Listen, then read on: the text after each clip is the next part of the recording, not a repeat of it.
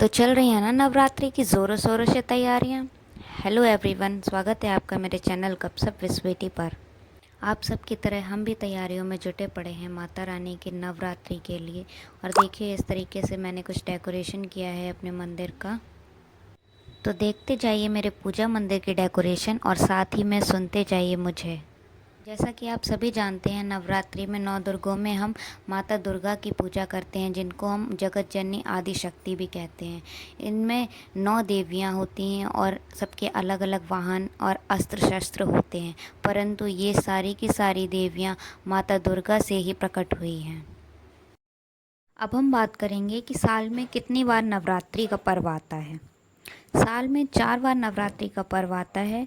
माघ के महीने में, चैत्र के महीने में, आषाढ़ के महीने में और अश्विन के महीने में, जिसमें से 2 गुप्त नवरात्रि होती हैं।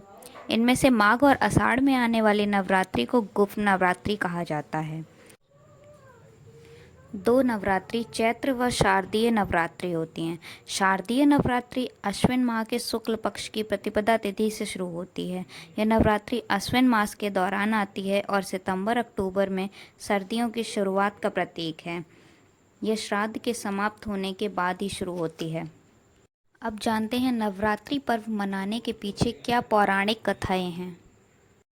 ऐसा माना जाता है कि संसार में जब महिषासुर नामक राक्षस का आतंक कुछ ज़्यादा ही बढ़ गया और वो पूरे संसार पर राज करने की इच्छा से युद्ध करने लगा, तो देवता उससे युद्ध कर कर के परेशान हो गए और फिर माता से आवाहन किया।